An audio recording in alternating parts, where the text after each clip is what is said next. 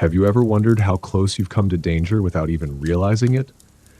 At Shivering Vault, we take you there, one story at a time. But before you drift off, consider liking this video, commenting where you're watching from and at what time, and subscribing to keep these chilling stories coming. Now, let's dive into these unsettling tales.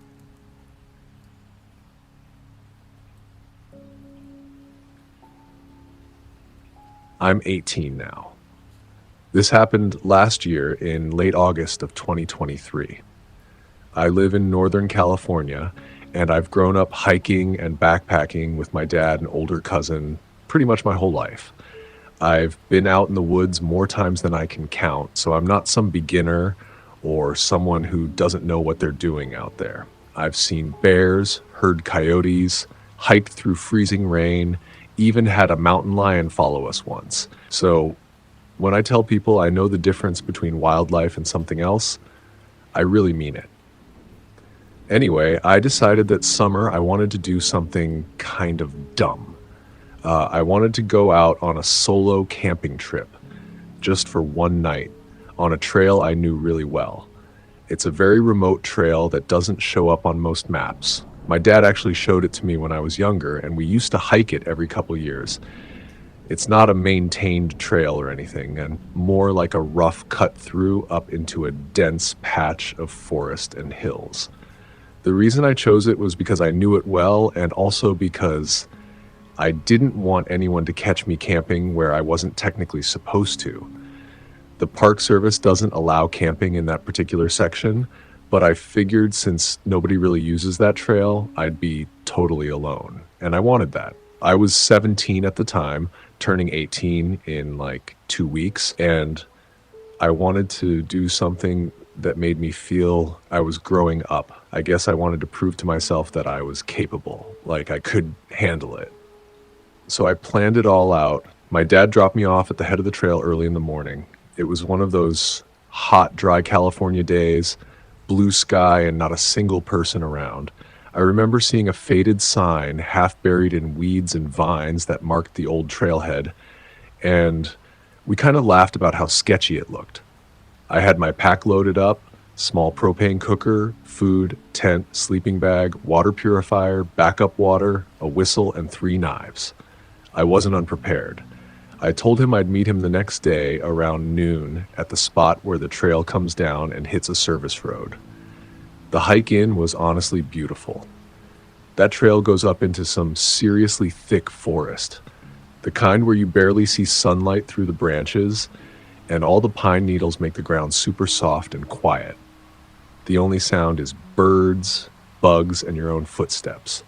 I didn't see a single other person, not one, which, like I said, wasn't surprising. I don't think anyone uses that trail anymore. I hiked most of the day, stopping a few times for water and snacks until I reached the area I had picked to camp. It was just off the trail, a small clearing where the trees opened up a bit and the ground was mostly flat. I remembered it from a past trip with my dad. I set up my tent, boiled some water on the stove, had dinner, nothing fancy, just one of those freeze-dried backpacker meals, and sat around listening to the forest wind down for the night. I didn't start a fire, obviously. I didn't want to risk drawing attention. Plus, it was so dry that summer that it felt kind of irresponsible. I crawled into my tent a little after dark. I was tired from the hike and figured I'd crash early and wake up with the sun. I fell asleep fast. I don't know exactly what time it was when I woke up. The forest was pitch black outside. For a second, I just lay there, trying to figure out why I woke up. I sat up slowly, staying quiet, listening. Then I heard it. A stick broke, not far off, just one loud crack of wood snapping under pressure. I thought maybe it was a deer, but then there were footsteps. I froze. My heart was pounding so hard I could hear it in my ears. I reached for my knife. I always keep my buck knife next to me when I camp, just in case. I held it in my hand and stayed totally still. The footsteps came again. 2 more, then nothing. They weren't coming directly toward the tent, more like circling. I couldn't tell. Everything was dead quiet again. I was terrified but kept silent. Even if I wanted to yell, I felt I couldn't. Then I heard what only confirmed my fear. The thing outside my tent began to hum in a deep, guttural tone.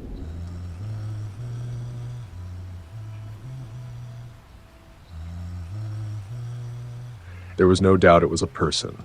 I was holding my breath, knife in hand, frozen. The humming didn't stop, it just kept going, slow and steady. My mouth went dry. I felt cold. My fingers were clenched so tight around the knife that they hurt. I don't know how long it lasted. Could have been 2 minutes, could have been 10. I didn't dare move. And then the humming stopped. Nothing. Then I heard one slow step, then another, fading. I thought it was over, but then there was this sound. Scratching. Not on the tent, but on a tree nearby, a slow scrape of something rough against bark.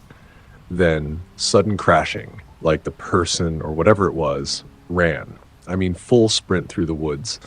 Snapping branches, crunching undergrowth, just tearing off into the forest like something wild. I sat there, wide awake, for the rest of the night. I didn't sleep a second. I just sat with my back against the tent wall, knife in hand, listening. I never heard another sound. No footsteps.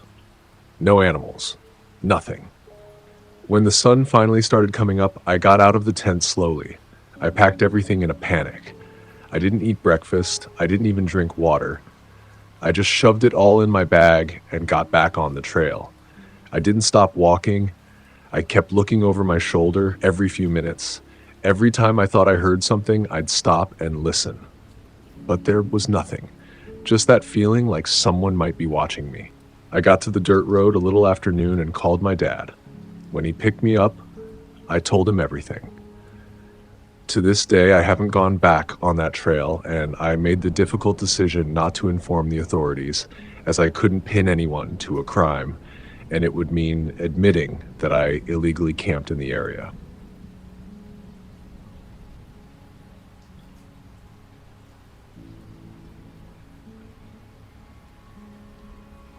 It started off like any normal camping trip. My boyfriend and I, along with a couple of our closest friends, decided to go out west to explore the mountains, take some photos, and just escape from the daily grind. We'd picked a campsite deep in the heart of the park, remote, quiet, the kind of place where you could sit by the fire and stare at the stars without any distractions. The kind of place where you'd hear nothing but the crackling of the fire, the distant calls of animals, and the occasional wind rustling through the trees. On the second day, we had the hosts of the campsite, an older couple who owned the land for generations. They were Native American, and they shared some fascinating stories about their family history. They told us that their ancestors had been buried in the land surrounding the campground for centuries. They spoke about their heritage, the connection to the land, and how the spirits of their ancestors still walked through the area. It was interesting, but honestly, I thought it was more of a cultural tradition, a way of honoring their past. I didn't think much of it at the time. That night, as the sun began to set and the stars emerged one by one in the sky, we sat around the campfire, laughing, roasting marshmallows, and telling stories. The air was chilly, but it felt good. The kind of night that made you feel alive. But as it got later, the wind picked up. It was nothing unusual at first, just a typical gust of wind that swept through the trees, bending the branches and making the tent flap lightly. But then around midnight, things took a strange turn. I woke up to my boyfriend's voice. "It's okay, it's just the wind." At first, I wasn't sure what he was talking about. My mind was foggy from sleep. But when I opened my eyes, the first thing I noticed was how violently the tent was shaking. It was as though the wind had suddenly become a beast, howling and thrashing around us. The entire tent, which was attached to our Jeep, was lifting off the ground like it was about to be torn away. The wind was so strong, it sounded like a freight train roaring through the forest.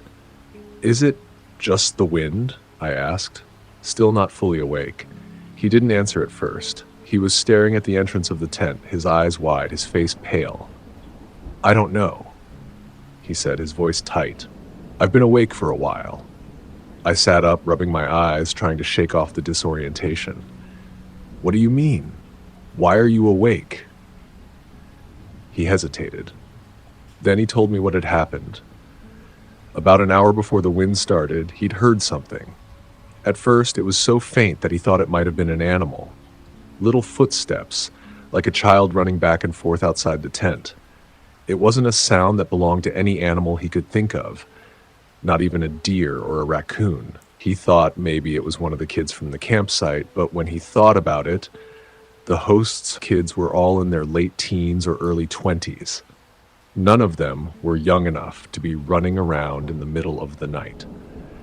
The footsteps continued, quick and light, like they were just outside the tent, darting back and forth along the edge. He said he tried to ignore it at first, chalking it up to an animal or the wind playing tricks on him. But then something else happened. He felt the ladder attached to the side of the tent, the one that led up to the rooftop sleeping area, shift. When you're in a tent like that, on top of a Jeep, you can feel even the slightest movement. And my boyfriend felt it as clear as day. Someone or something was on the ladder. His heart dropped. He called out, trying to sound calm, but his voice cracked. "Hello?" There was no response, just the sound of someone, moving quickly away from the ladder.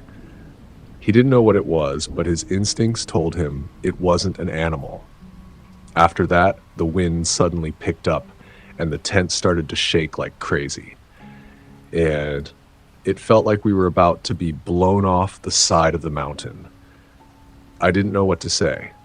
I tried to reason with him, telling him maybe it was just an animal or the wind playing tricks, but I could tell by the way he was acting that he was genuinely freaked out. We both lay there in silence for what felt like hours, too scared to sleep. The next morning, I tried to shake off the weirdness of the night before. Maybe it had all been some strange combination of nerves and wind, I thought. I couldn't shake the feeling that something was off, though. When we met up with our friends in the morning, we asked how they slept. They were all fine, except for one of our friends who looked a little shaken. His girlfriend was staring at him wide-eyed, and he finally spoke up. "Yeah, well, she kind of freaked herself out last night," he said. I looked at her, confused. "What happened?" She looked at me, clearly still spooked. "I swear to God, I heard footsteps. Just like little ones running back and forth outside our tent. And then they stopped. And then I heard the zipper, like someone was trying to open it. I yelled, 'Who's there?' but nobody answered." I froze. My boyfriend and I exchanged a look, both of us silently recalling the exact same experience. Our friends laughed it off, but I could see the unease in their eyes. The thought that something had been outside our tents in the middle of the night, creeping around, was enough to make anyone uncomfortable. We didn't stay a second night. None of us wanted to. But deep down, I couldn't help but wonder if it was more than just a coincidence. The way the hosts had spoken about the spirits of their ancestors, how they said the land was sacred, it all started to make sense in a way that unsettled me. I've been back to that campground a few times since then, and though I try not to think too much about that night, I can't shake the feeling that whatever was out there wasn't just a figment of our imagination.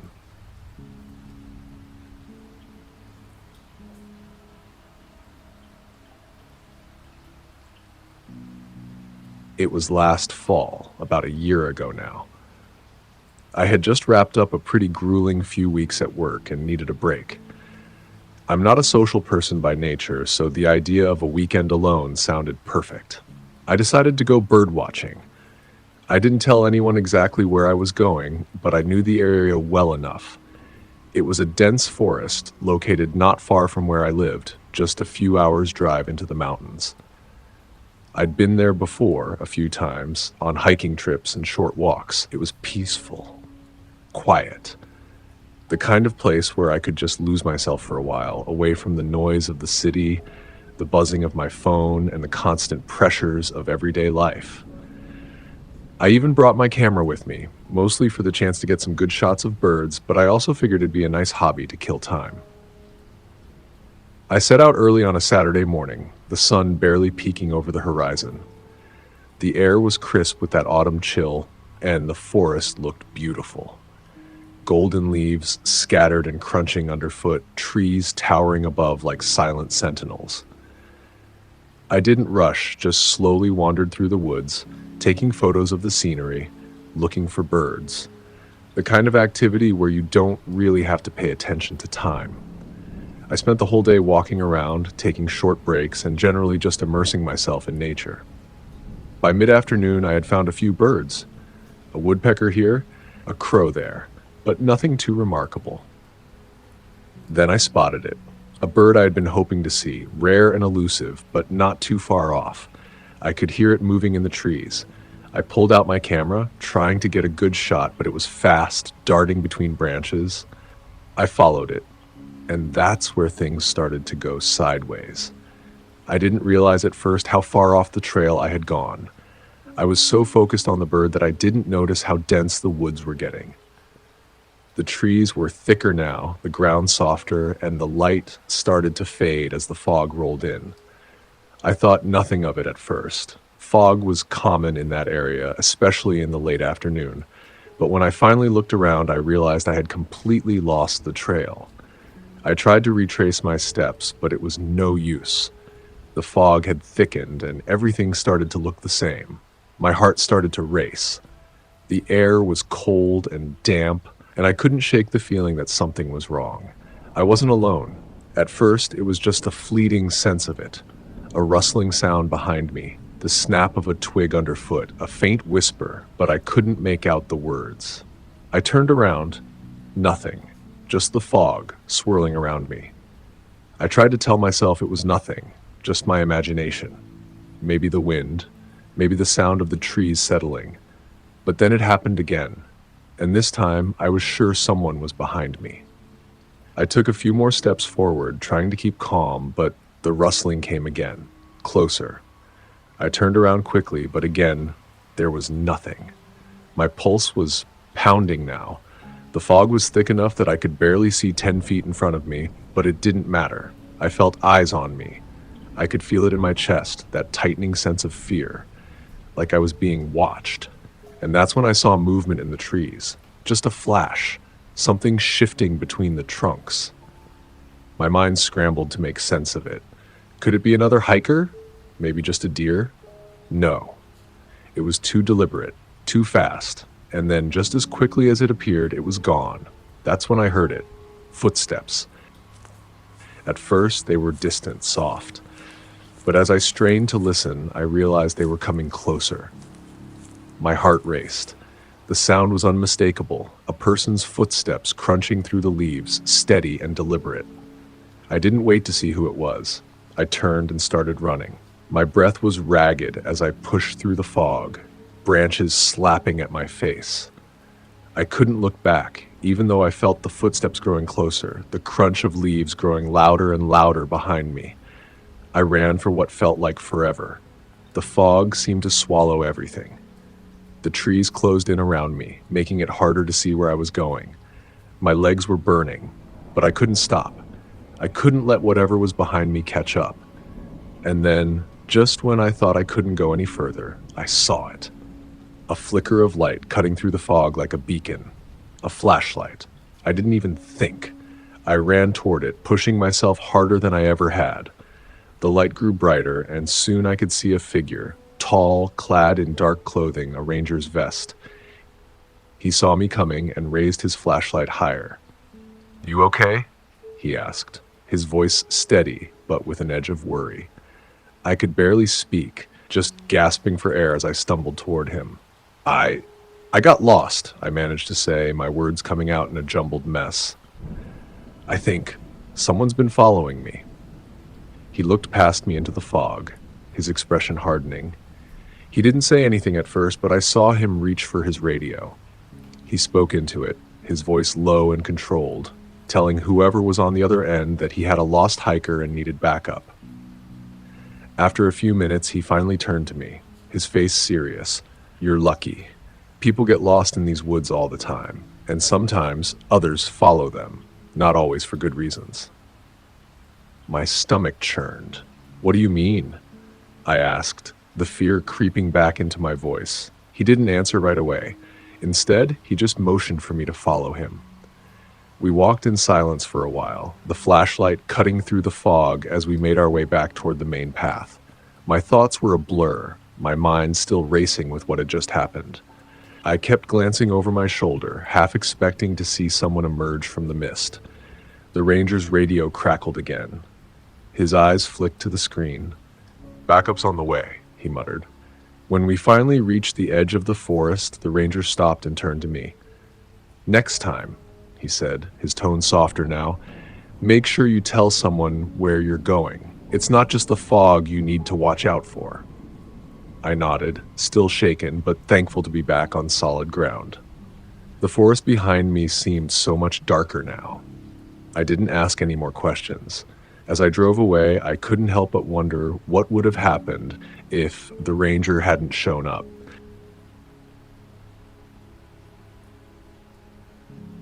That's it for today's tale from Shivering Vault. If you have a story worth sharing, drop it in the comments or send it our way. Don't forget to subscribe and share with your fellow thrill seekers. As always, the Shivering Vault thanks you for unlocking today's tale. Until next time, the vault awaits your return.